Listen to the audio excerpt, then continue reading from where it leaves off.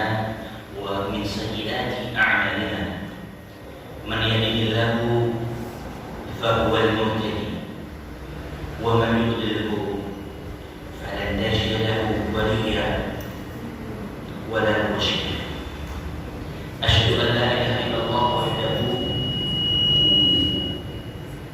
لا شريك له وأشهد أن نبينا محمدا عبده ورسوله صلوات الله وسلامه عليه وعلى آله وأصحابه ومن سار على نهجه إلى يوم الدين. أما بعد فإن أصدق الحديث كتاب الله وخير الهدى هدى نبينا محمد صلى الله عليه وسلم وشر الأمور محدثاتها وإن كل محدثة بدعة وكل بدعة ضلالة وكل ضلالة في النار. معاشر المسلمين والmuslimat, ikhwati wa akhwati fillah, azza wa Allah wa iyyakum. Segala puji bagi Allah dan hanya baginya, Zat yang maha sempurna, yang maha kaya, yang maha segala-galanya.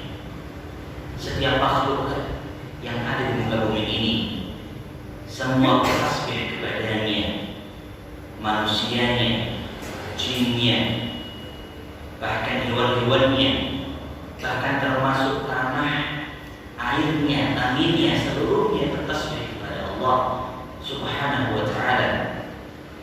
Sebagaimana firman-Nya yang menegaskan tentang wa ma min syai', dan tidak ada sesuatu pun, syai', sesuatu yang itu mencakup segala, kecuali semuanya mereka bertasbih kepada Allah Subhanahu wa ta'ala. Walakin akan tapi Allah jelaskan, mungkin kalian yang tidak tahu bagaimana mereka bertasbih.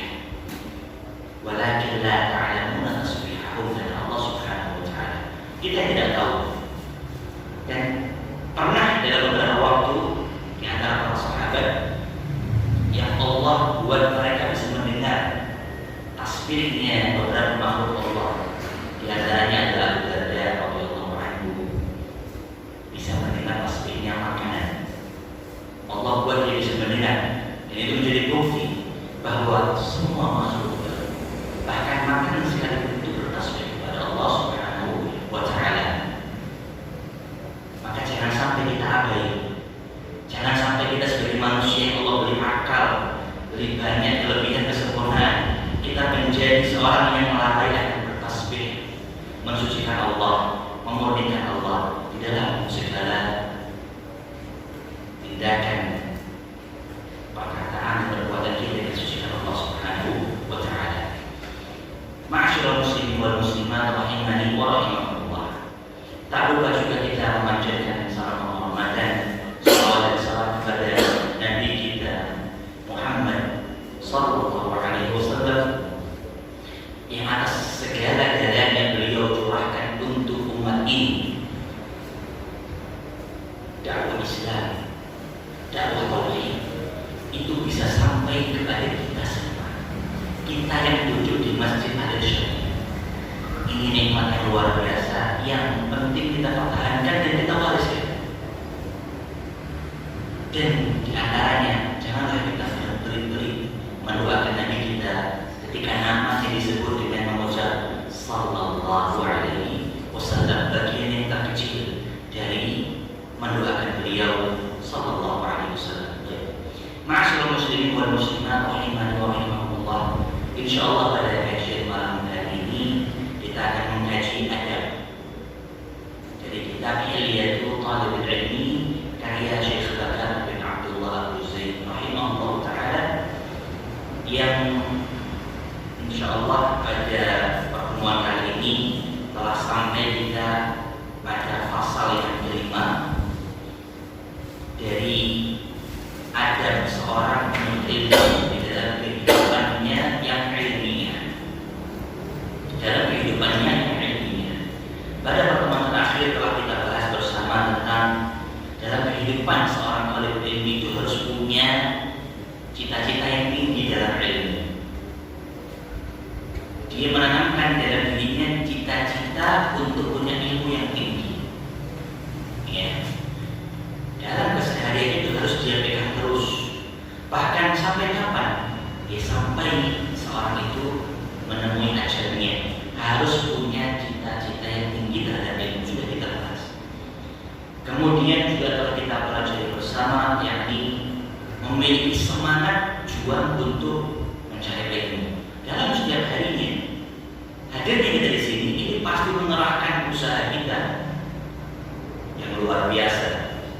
Yang mungkin sudah berumur, badannya sakit buat banyak jalan, meskipun naik motor ya, alhamdulillah. Tapi sampai, alhamdulillah.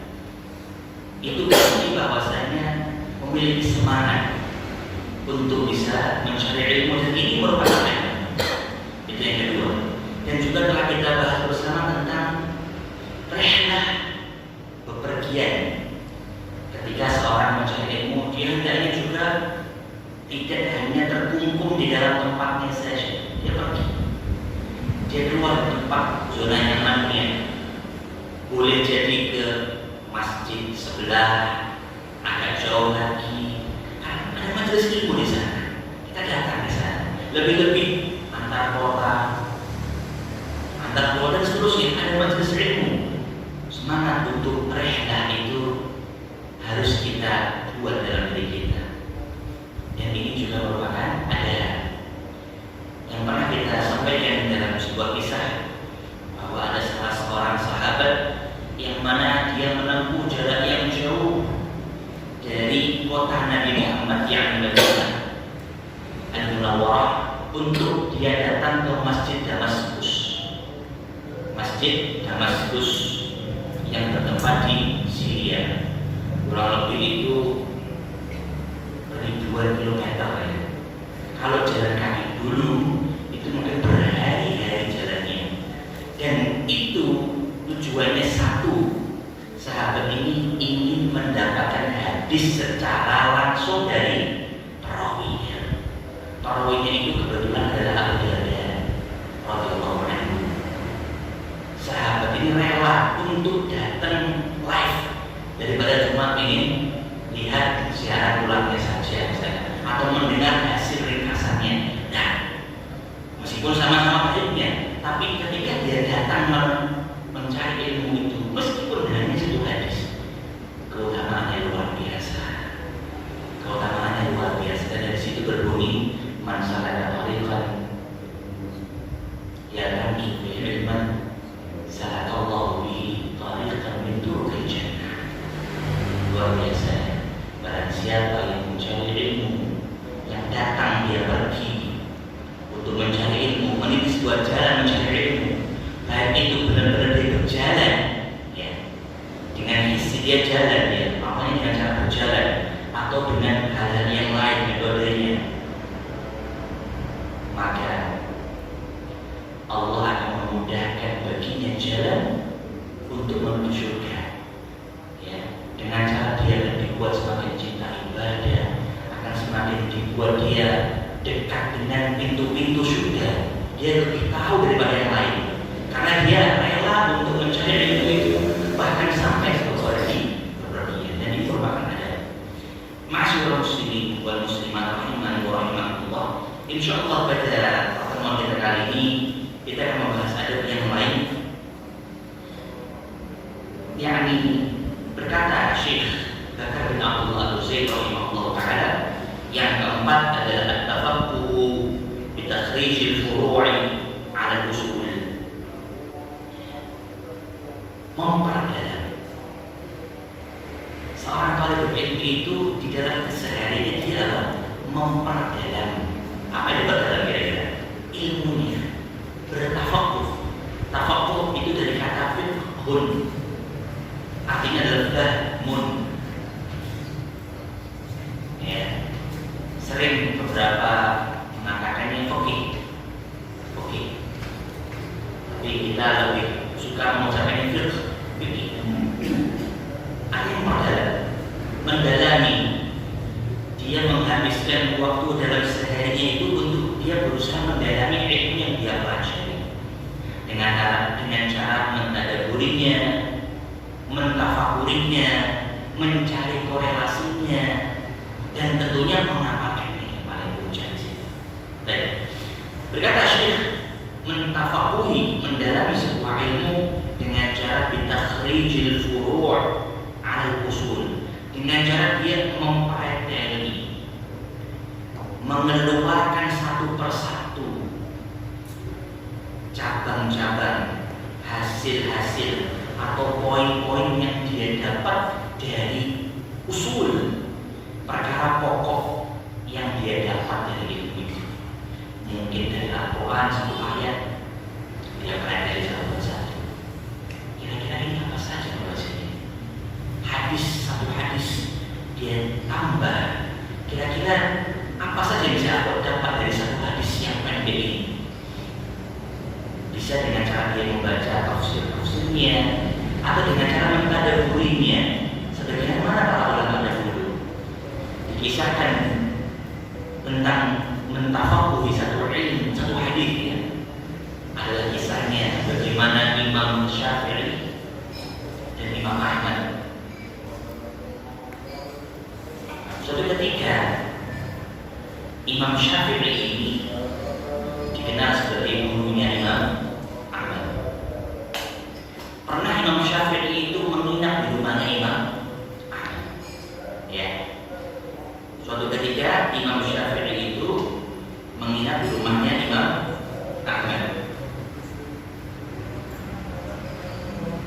Baik.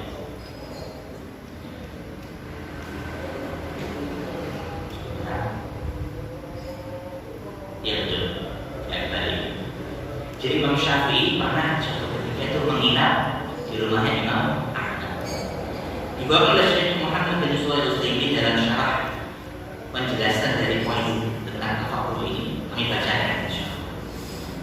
Wa yudkar anna Syafi'i rahimahullah nazala dhaifan 'ala Imam Ahmad ibn Hanbal wa Ahmad tilmidu Syafi'i wa kana yuthni 'ala Imam Syafi'i 'inda ahli Imam Ahmad rahimahullah.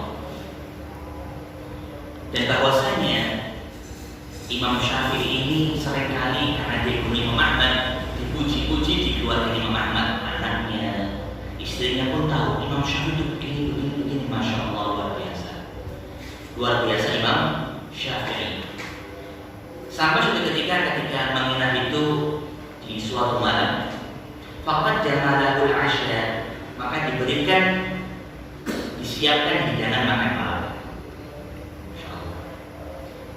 Fa'akalahu kullahu, maka Imam Syafi'i memakan semua hidangan ini habis, bahkan nambah beda bahasa di sini. Kullahu ini sebagai takkid, semuanya dimakan. Keluarganya Imam Ahmad ini bingung, ini imam loh ini ya, kok makannya banyak sekali, kok banyak sekali dia makan. Apa yang terjadi? Anak-anaknya bingung. Imam Ahmadnya ada masalah, anak-anaknya keluarganya bingung. Ini Imam Syafi'i mengajarkan kezuhudan dan Masya Allah tentang dia harus tidak boleh kenyang, tapi kok suatu ketika di sini makannya sampai menghabiskan seluruhnya dihabiskan. Warda as-sahfata khaliyatan, dikembalikan dirinya kosong. Fata'ajaba ahlu Ahmad kaifa yaqulu ta'am kullah. Terkejutlah keluarga Imam Ahmad tersebut. Wa sunnatu an ya'kula insan qalilan. Anak-anaknya ini ingat sebuah hadis, sebuah sunnah. Kalau seorang itu makan itu sedikit dalam arti apa? Dikatakan dalam hadis, hasbu bani Adam luqaimatin yuqimna sulbah. Rasulullah SAW bersabda bahwa cukuplah bagi anak cucu Adam itu beberapa suapan luqaimat dari nasi dan hidangannya. Cukuplah baginya sebatas apa? Bisa membuat tulangnya itu kokoh. Cukup, sudah dia kuat itu sudah cukup. Fa'inkan dalam mahal, kalau tidak memungkinkan, fadhulutu li ta'amihi, maka sepertiga untuk makanannya, wadhulutu li syarabihi, sepertiga untuk minumannya, wadhulutu li nafasi, dan sepertiga untuk apa? Nafasnya. Dibuat sepertiga. minum, bernafas. Sepertiga. Kalau salah satunya dibuat 2/3 pasti berat. Ini memang menurut Nabi SAW bagaimana pola makan yang sehat, yang bagus, yang sehat, insya Allah sampai umur 60 itu masya Allah seger, ibadahnya mantap ya. Apalagi kalau lebih pun bisa seger, mungkin karena pola sehatnya ini sepertiga. Nah, anak-anaknya keluarga itu mati bingung, kok ini Imam Syafi'i ini porsi makannya lebih lah, gitu kan? Kok bisa seperti itu? Masih dia anak-anaknya, wah nggak benar ini. Wal sharaf Imam Ahmad ila ahli wa nama Syafi'i. Kemudian sudahlah selesai, Imam Ahmad kembali dengan keluarganya, dan Imam Syafi'i pun juga beristirahat. Falamma kana fi akhir al-lail, maka ketika di akhir malam, lam yaqum litahajjud, Imam Syafi'i dilihat oleh keluarganya, Imam Ahmad ini anak-anaknya, dia tidak mau tahajud. Imam dulu ini kok nggak tahajud? Mungkin para hadirin hadirat sudah banyak yang pernah mendengar kisahnya. Kita mengulang bersama, nanti kira-kira seperti itu, jelaskan nanti semuanya. Urutan ceritanya, jadi tidak bangun untuk tahajud, tidak mengerjakan sholat qiyamul lail Imam Syafi'i. Tsumma adzana al-fajr, sampailah azan fajar dikumandangkan, fakharaja ila shalah. Kemudian dia keluar untuk menunaikan sholat subuh. Wa lam yatlub ma'an wudu, dan Imam Syafi'i tidak sama sekali minta air untuk digunakan sebagai wudu. Kalau dulu ketika pertama mungkin dia termasuk tempat wadah untuk dia bisa memakainya mandi atau wudu itu kan terbatas tempat di sebuah tempat tunggu gitu ya, jadi galon besar begitu. Nah, Imam Syafi'i ini ketika pagi subuh dia keluar, nggak pakai minta untuk air, dia tidur ini. Dia tidur, tidak terdengar suaranya untuk tahajud, tidak ada suara. Orang-orang dulu kan tahunnya yang mulai mungkin dari suara bacaan-bacaannya ya kan begitu. Kalau sekarang mungkin tidak bisa, tembok itu betul-betul soalnya ketika bangun rumah. Jadi kamar itu dengan kamar yang kedua mungkin tidak kedengeran. Tapi kalau dulu kan mungkin terbatas. Jadi kalau ada orang berbicara, berbisik, membaca apa tidak. Nah, ketika ada bacaan sama sekali, dikira orang tidur, sudah tidur, bangun subuh, nggak minta air wudu. Bingung nggak keluarga Imam Syafi'i kira-kira anak-anaknya? Bingung. Nah ini Imam kok kayak gini? Insya Allah. Falamma asbaha qala ahlul Imam Ahmad lahu. Ketika sudah pagi, bertanya kepada Imam Ahmad kepada Imam Ahmad. Seakan-akan buyar semua. Yang pujiannya Imam Ahmad kepada guru Imam Syafi'i buyar semuanya. Kaifa taqul fi Syafi'i ma taqul? Bagaimana kamu bisa mengatakan wahai ayah gitu ya, tentang Imam Syafi'i sebagaimana kamu katakan dengan pujian-pujianmu? Wa rajul akraqa 'abdan, seorang laki-laki maksud Imam Syafi'i itu dia makan makanan halal. Wa mala'a batnahu wa nama, penuhi perutnya dan dia tidur. Wa qama, kemudian dia bangun menunaikan sholat subuh. Wa lam yatawadda, dan dia tidak wudu, dengan tidak ditandai dengan cara Imam Syafi'i minta air ya. Dikira nggak wudu Imam Syafi'i, tidur baru langsung sholat. Qala, berkata Imam Ahmad, atiku bil khabar, aku akan membawa kalian semua dengan semua jawabannya. Fasa'alahu, kemudian ditanyakan kepada Imam Syafi'i semua pertanyaan itu. Faqala asy-Syafi'i, maka berkata Imam Syafi'i, kira-kira tentang makanan itu bagaimana jawaban Imam Syafi'i? Apa jawabannya kira-kira Bapak? Amma ta'am, Imam Syafi'i, fala ajidu ahalla min ta'amil Imam Ahmad bin Hanbal. Kalau masalah makanan, kenapa aku dengarlah makan ini?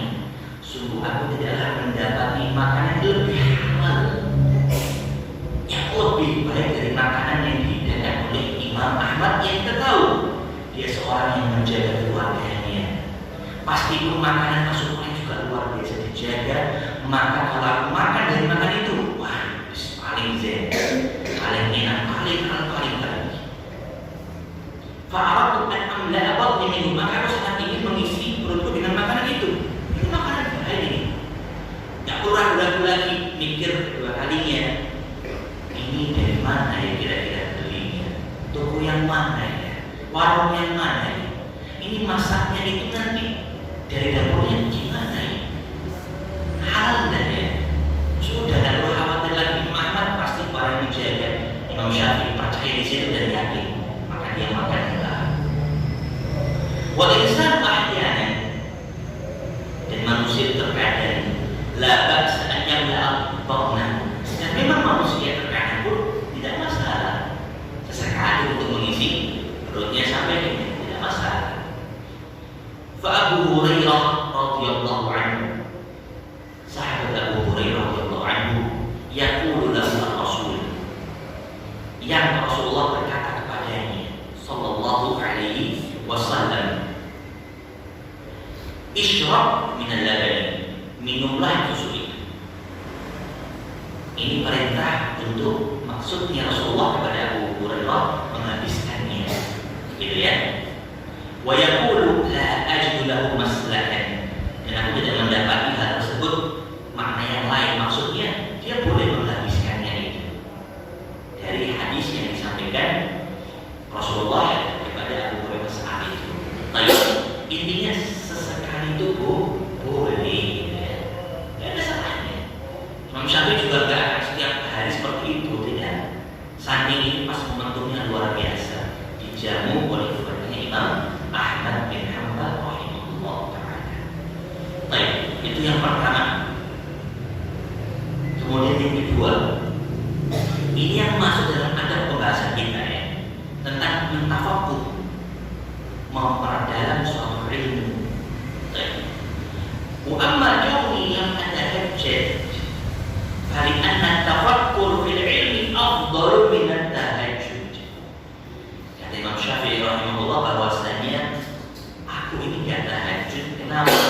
Karena sungguhnya mentafakuri ilmu, mentadabburi ilmu itu lebih afdal dari sekadar tahajud.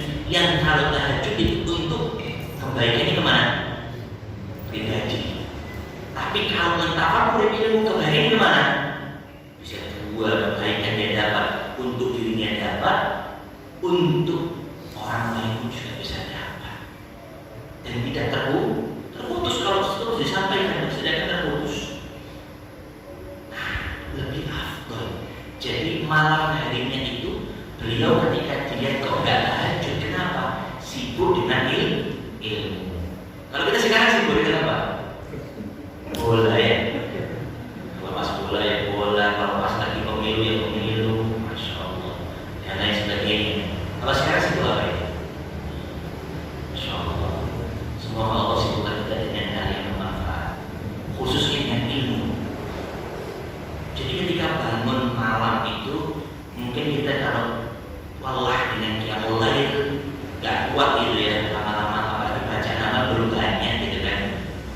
Kita baca suatu ilmu, mungkin bukan tafsir Qur'annya, bukan hadis atau fikih, kita baca-baca, insya Allah itu juga ketika lillahi ta'ala, ganjarannya luar biasa, termasuk menghidupkan malamnya dengan kebaikan seperti itu. Baik, jadi beliau untuk menghidupkan malamnya bukan dengan tahajud, tapi dengan tafakkur, tadabbur, tafaqquh dalam sebuah ilmu. Kira-kira tafakkur apa Imam Syafi'i? Sekelasnya beliau tafakkur apa kira-kira? Tafakkur Quran, satu surat begitu, ribuan hadis. Nah, tidak. Wa ana ja'altu atafakkaru fil ilmi wastanbatu min qawli Rasul sallallahu alaihi wasallam qaul, satu hadis yang beliau tafakuri dalam waktu malam seperti kita akhir malam ini. Hadis, pasti ada sebuah panjang, pasti begitu ya. Lah, gak panjang hadis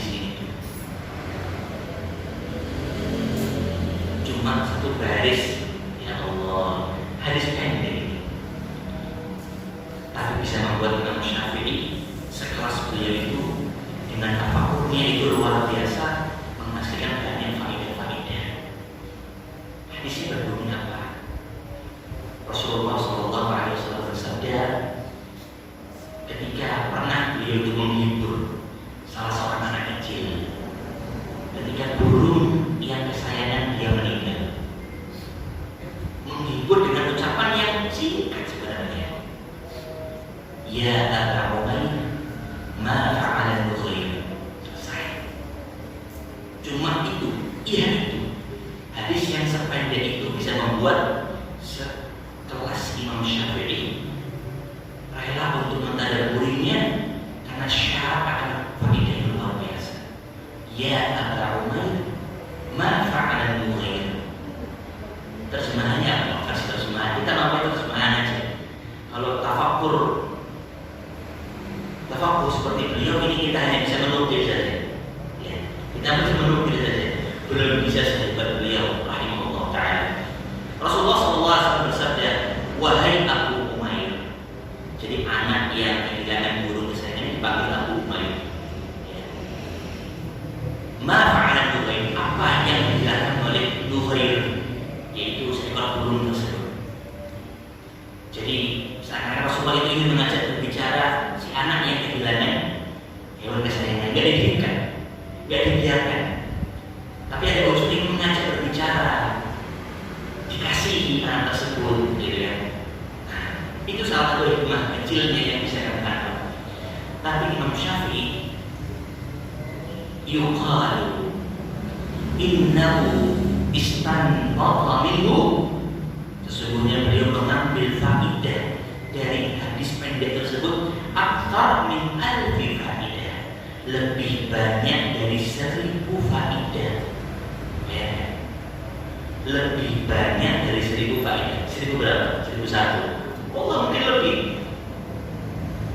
Itu Imam Syafi'i ya. Ditinjau dari segi bahasanya, dari segi mungkin riwayatnya, Masya Allah, dari segala macam itu beliau teliti. Satu hadis yang pendek itu bisa keluar 1000 faedah lebih dari beliau, rahimahullah ta'ala.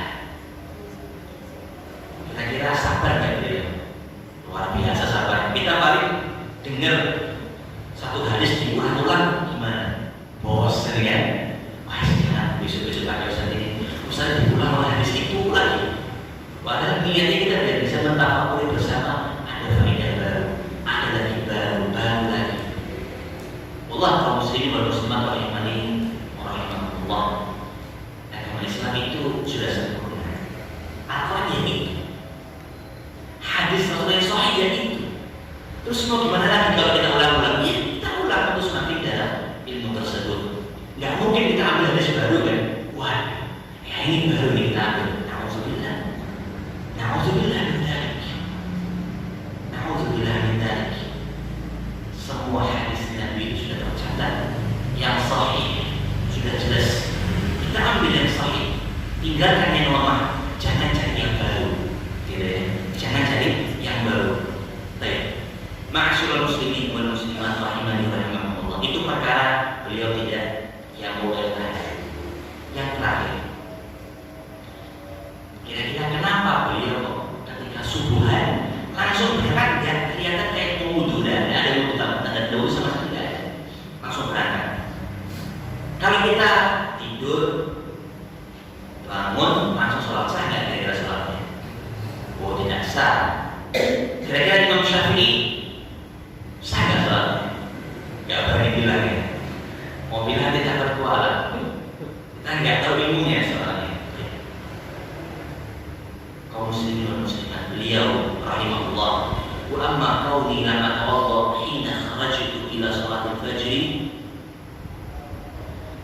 bahwasanya sesungguhnya aku tidak meminta air untuk wudu pada saat hendak pergi untuk sholat subuh itu. Fala uhibbu an atluba ma'an, aku tuh nggak suka meminta, termasuk minta air. Belum selesai. Wa ukallifahu, aku akan memberatkan kalian. Ketika aku meminta, aku memberatkan kalian. Padahal aku wa ana ala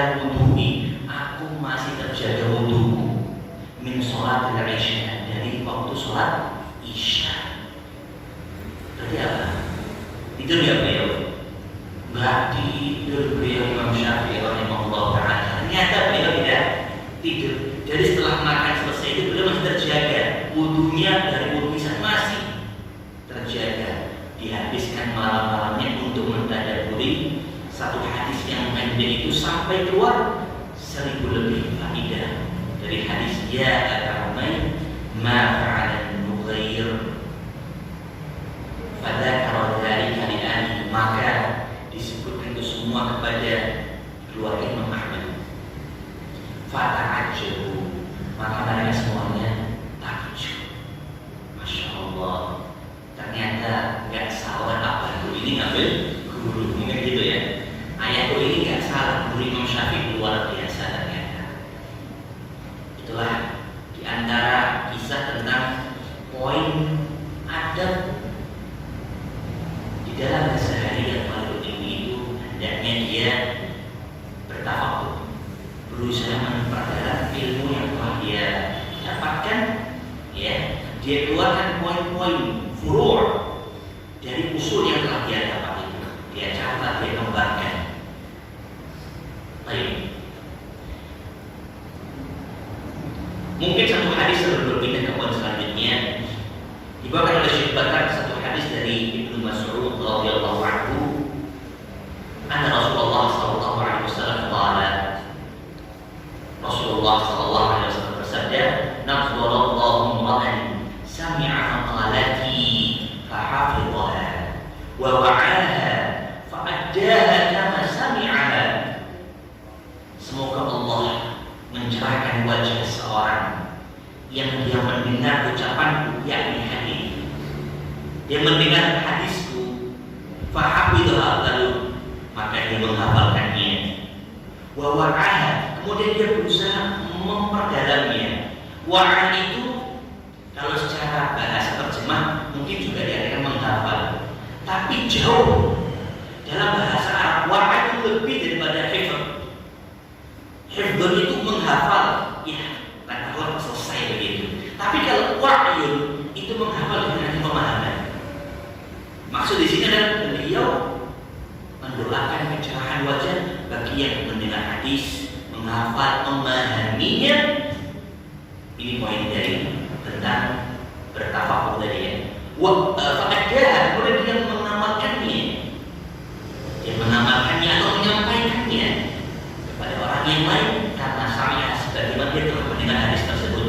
Farubba hamili fiqhi laisa bifaqih, karena boleh jadi seorang yang membawa ilmu fikih ataupun membawa hadis misalkan, dia hafal tapi dia bukan fakih, dia bukan ahlinya.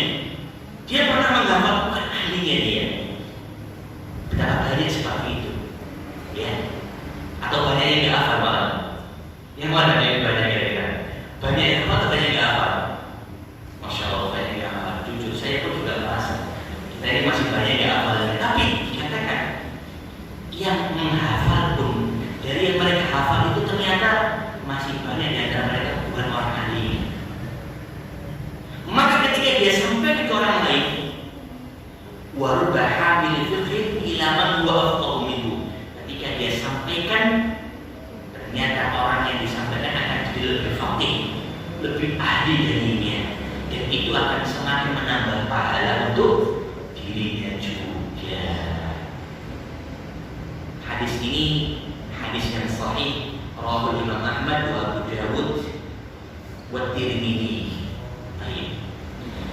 Ma'asyiral muslimin wal muslimat rahimani wa rahimakumullah. Itu poin yang pertama dari kelanjutan adab-adab seorang talibul ilmi dalam kehidupan ilmiah ini.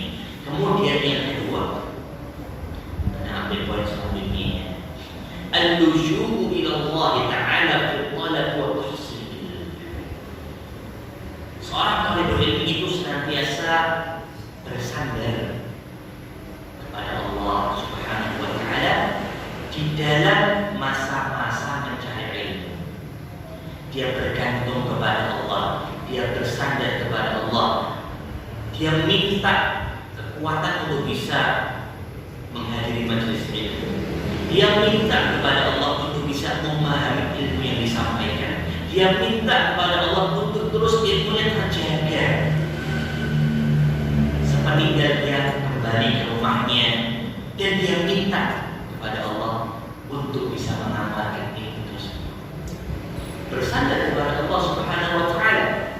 Al-luju. Seorang talibul ilmi kalau dia tidak bersandar kepada Allah itu berat. Karena ilmu Allah itu luas sekali. Kaum muslimin muslimat luas sekali ilmu Allah ini. Dia minta kepada Allah diberi kekuatan untuk bisa mengambil ilmu yang mungkin cuma secuil, setetes dari lautan. Ya, itu cuma setetes. Jadi kita mungkin seringkali sudah bosan, sudah cukup lah. Anaknya sudah cukup belajar agama, anak ingin yang lain. Allah tidak cukup. Ilmu agama itu akan kita bawa, ya, kebaikannya sampai nanti di alam barzakh. Kira-kira kalau bukan karena ilmu yang kita telah pelajari dari ilmu, ya, bagaimana kita bisa menjawab pertanyaan malaikat? Munkar dan nakir, man rabbuka, man nabiyuka, wa man dinuka. Kita butuh ilmu untuk bisa menjawab itu semua. Tentunya ilmu yang disertai dengan amalan. Tapi awalnya harus ada ilmu. Tanpa ilmu tidak bisa kita mengamalkan yang nantinya menjadi jawaban untuk pertanyaan tersebut. Ilmu tersebut itu berat dan butuh bergantung kepada Allah Subhanahu wa Ta'ala. Berkata Syekh Bakar rahimahullah ta'ala, la tafrah, la tafza' idza lam yuftah laka fi ilmin min al-ulum. Faqad ta'asab ba'd al-ulum 'ala ba'd al-'alam al-masyahir. Engkau janganlah menjadi takut kalau belum dibukakan untukmu satu ilmu dari ilmu-ilmu yang ada. Engkau belum paham dalam satu ilmu, jangan takut dulu, jangan merasa minder dulu, jangan merasa kita rendah dulu, jangan, kata Syekh Bakar rahimahullah. Karena sesungguhnya itu juga sudah terjadi di zaman dahulu di beberapa para ahli ilmu, para ulama yang masyahir, yang mereka ahli yang terkenal sepanjang sejarah. Mereka itu juga ahlinya, tidak semua ilmu mereka ahli, sebagiannya saja. Ya. Jangan takut dulu. Wa minhum man sharaha bidzalika kama yu'lam min tarajim. Sebagian mereka ada yang dengan jelas disebutkan dalam sejarah-sejarah bahwa mereka tidak bisa ilmu tersebut.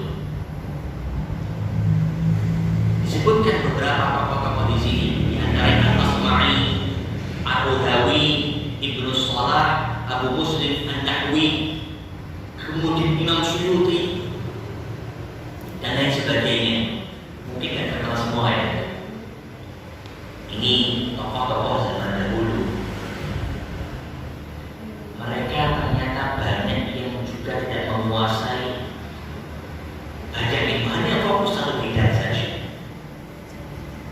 Yang mana meskipun hanya satu bidang itu, minta lebih kepada Allah, gitu. Minta lebih kepada Allah, bergantunglah kepada Allah. Semoga dengan ilmu yang ikhlas kepada Allah pelajari itu, Allah bukakan ilmu-ilmu yang lain, ya. Dengan izin Allah, kita minta, kita mengharap kepada Allah, meskipun baru satu saja yang kita pahami dari cabang-cabang ilmu yang ada. Kita kembalikan kepada Allah, kita memohon kepada Allah.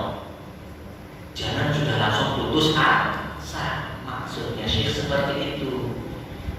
Jangan takut dan jangan putus asa kalau belum bisa. Kembalikan kepada Allah. Kita minta kepada Allah. Mungkin mintanya kita ini kurang kepada Allah, jadi sehingga belum Allah kasih.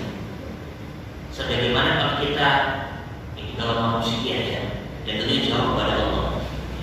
Manusia itu kalau kita minta terus minta, kalau mungkin sesekali, ya, kita lupa, beliaunya lupa, kita minta, kita ingatkan, semakin ingat kita dikasih, gitu kan. Ya. Diingatkan, bahasanya begitu. Mungkin sekali belum terketuk, gitu kan, pintu dikabulkannya. 2 kali lebih dikabulkan lagi, 3 kali lebih dikabulkan lagi. Tapi Allah maha mendengar, Allah hanya memuji kita, gitu ya.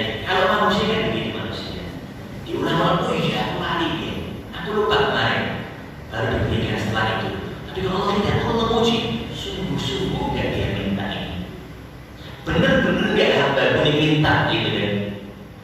Kalau nanti aku kasih, sebentar sih, tak kasih sedikit dulu, minta lagi nggak sama aku gitu kan. Allah suka kepada hambanya yang terus meminta, ya. Merengek kalau bahasanya.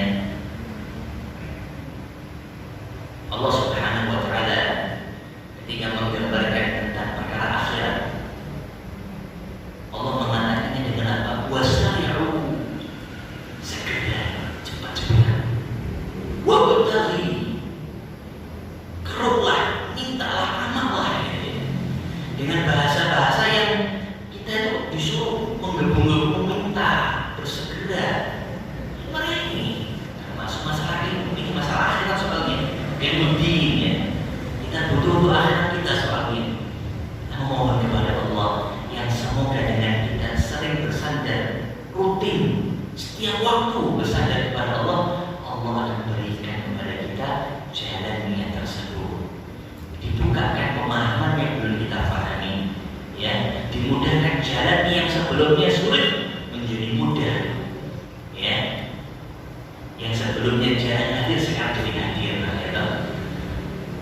Alhamdulillah dibukakan jalannya untuk dia bisa mencari ilmu dengan mungkin kendaraan yang belum diberi kendaraan sama Allah gitu kan. Banyak jalannya Allah kasih kemudahan itu. Banyak sekali jalannya Allah kasih kemudahan kepada kita ini. Baik. Ma'asyiral muslimin wal muslimat rahimani wa rahimakumullah. Kemudian dibawakan dalam poin ini yaitu di antara adab seorang talibul ilmi dalam kehidupan sehari-harinya, ilmiahnya adalah dia bersandar kepada Allah. Perkataan Syekhul Islam Ibnu Taimiyah rahimahullah, bahwasanya dahulu Syekhul Islam Ibnu Taimiyah rahimahullah itu katsiran ma yaqulu fi du'aihi, beliau itu memperbanyak membaca suatu doa. Ini mujarabahnya Syekhul Islam ya. Beliau memperbanyak doanya, tapi bukan berarti ini menjadi sunnah. Ya ini kebiasaannya Ibnu Taimiyah gitu kan. Dan beliau membaca doa ini ketika lebih-lebih merasa sulit. Idza sta'sa 'alaihi tafsir ayatin min kitabillah, ketika sulit memahami tafsir kandungan dari satu ayat dari kitabullah Al-Quran. Beliau membaca doa ini, dituliskan ya. Doanya apa? Beliau itu sering berdoa dengan doa Allahumma. Yang mau tulis juga boleh ya. Atau yang ada lihat siaran nanti juga boleh bisa. Allahumma ya mu'allima Adam wa Ibrahim, 'allimni. Ulang lagi. Allahumma ya mu'allima Adam wa Ibrahim, 'allimni. Perhatikan dulu.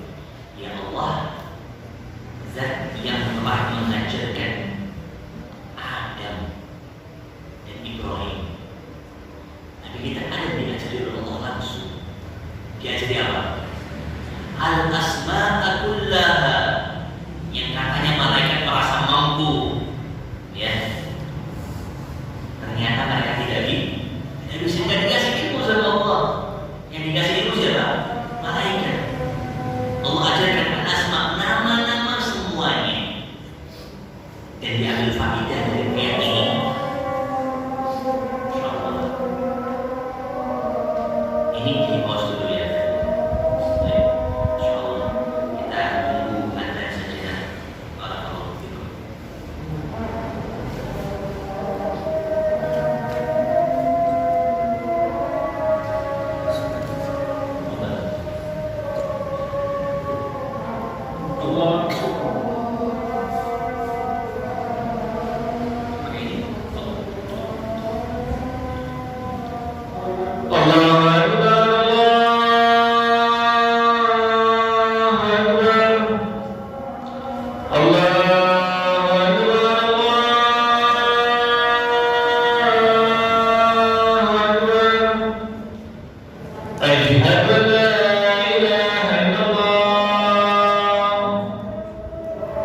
أشهد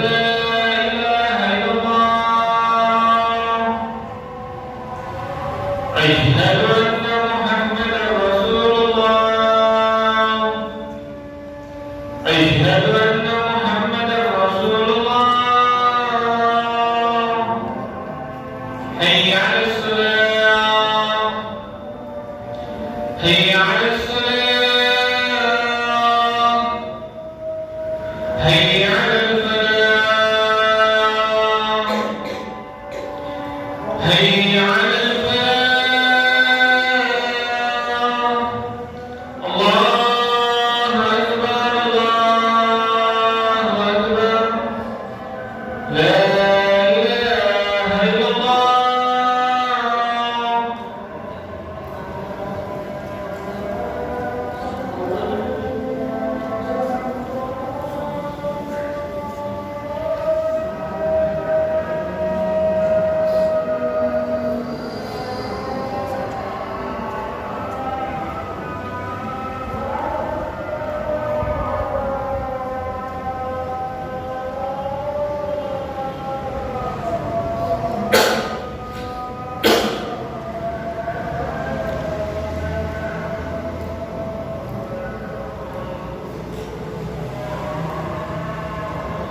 Bismillah. Alhamdulillah. Wassalatu wassalamu ala Rasulillah. Wala hawla wala quwwata illa billah wa ba'd. Ma'asyiral muslimin wal muslimat rahimani wa rahmatullah. Tadi sampai pada poin bahwasanya Syekhul Islam Ibnu Taimiyah itu membacakan ketika beliau kesulitan dalam memahami tafsir dari salah satu ayat. Tafsir salah satu ayat dari kitabullah Al-Quran. Beliau baca doa yang berbunyi Allahumma ya mu'allim Adam wa Ibrahim a'limni. Kenapa mu'allim Adam, mengajarkan Adam?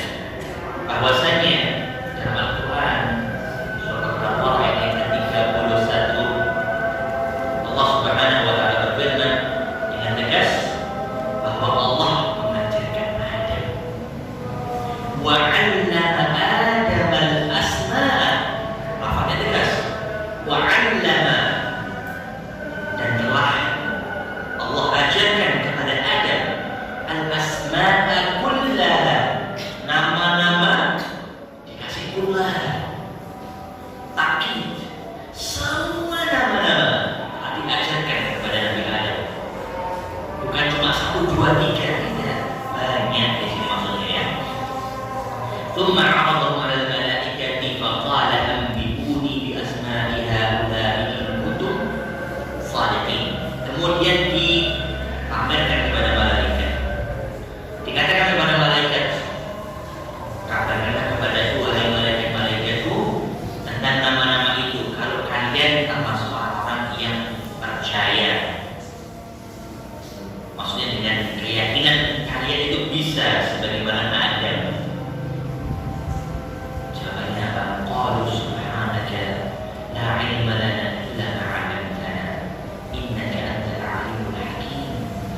Mereka berkata para malaikat, Maha suci Engkau ya Allah, tidak ada ilmu bagi kami kecuali yang telah Engkau ajarkan kepada kami.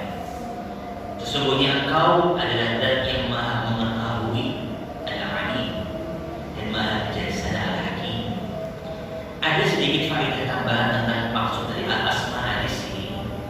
Al-asma' itu ditafsirkan oleh sebagian ahli bahasa bahwasanya ini merupakan tanda bahwa bahasa yang pertama kali dipakai oleh manusia itu bahasa apa? Arab. Ya. Meskipun ada perselisihan ya, tapi ini ada sebagian ahli bahasa, jadi itu pun yang saya ikuti bahwa memang bahasa Nabi Adam dahulu ketika awal diajarkan oleh Allah Subhanahu wa taala itu adalah bahasanya bahasa Arab. Ya. Bahasa yang terbaik, bahasa yang paling sempurna. Maka sungguh senang, sungguh tenang mereka yang bisa berbahasa Arab. Yang belum, ya nggak senang ya nggak tenang gitu. Tapi semoga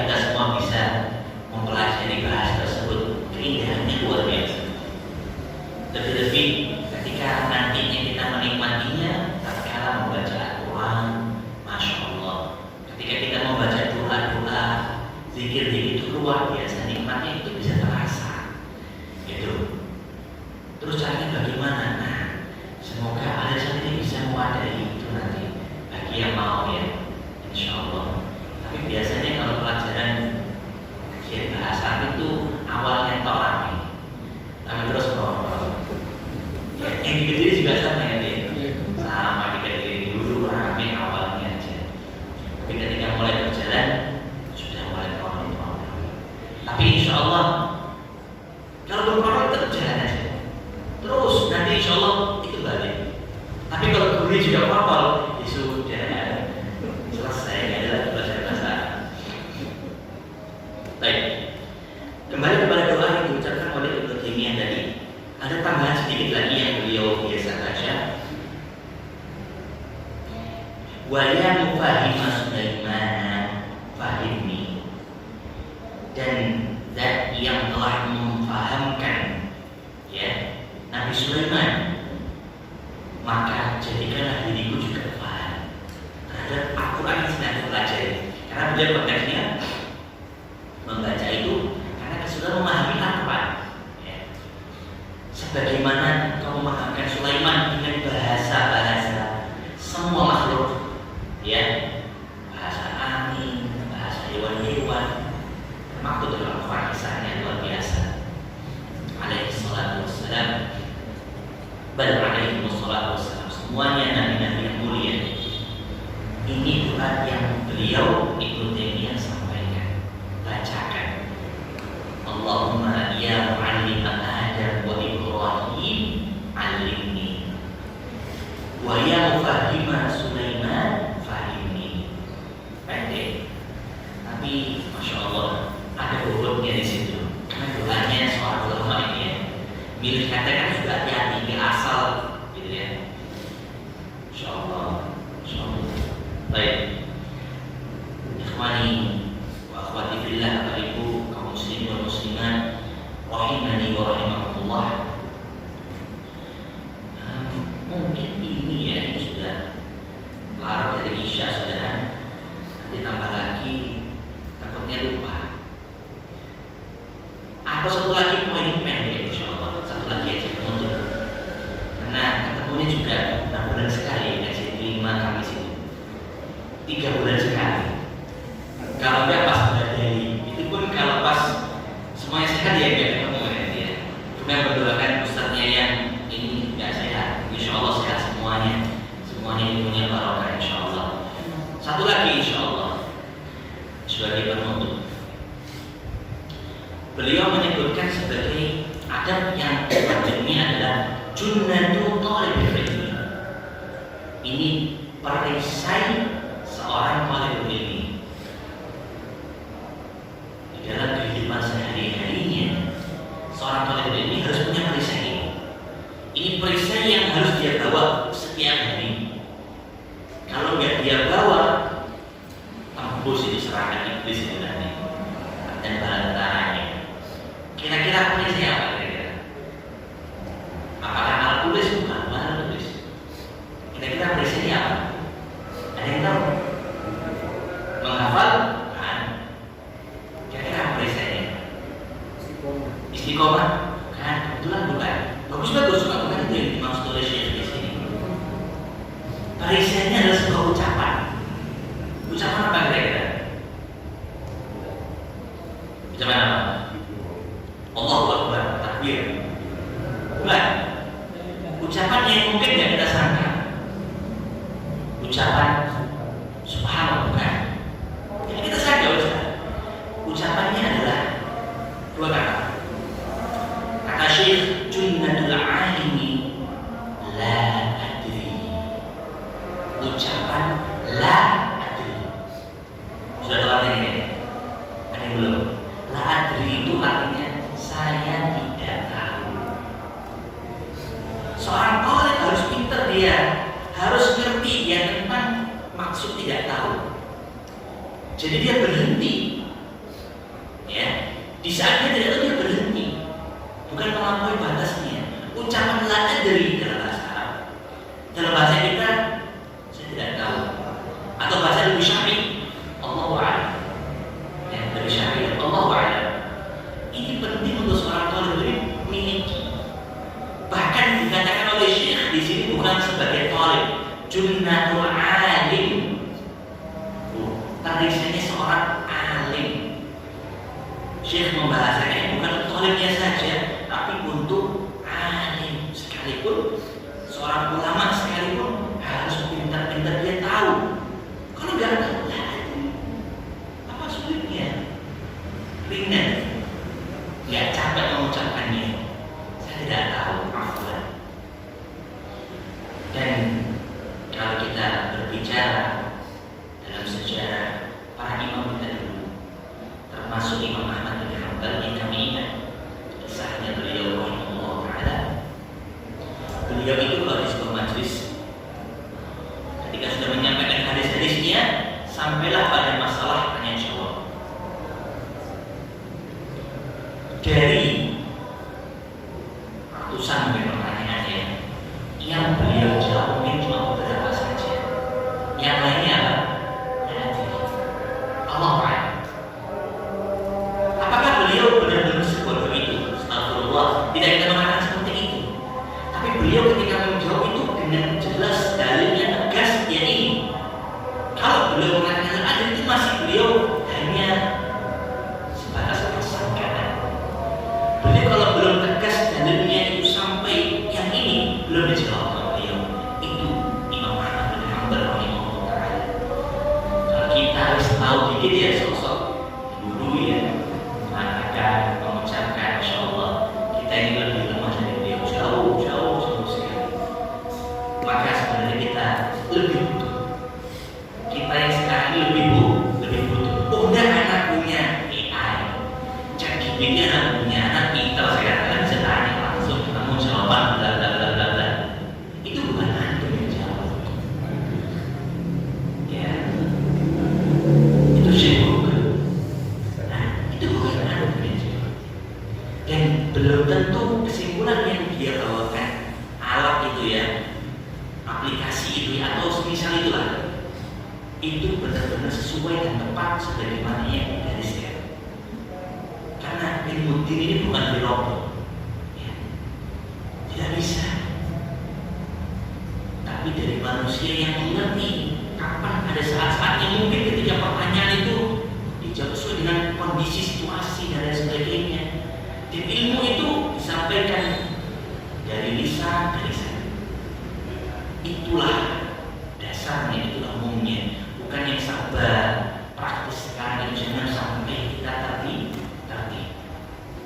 Allahu a'lam bishawab. Mungkin itu sebagai penutup bahwa kita harus punya perisai yang sebagai seorang talibul ilmi ini suatu ucapan yang ringan, bukan membuat kita semakin rendah, tapi justru ketika kita tidak tahu, boleh jadi nanti dia orang lain mengajari kita, jadi kita tak tahu.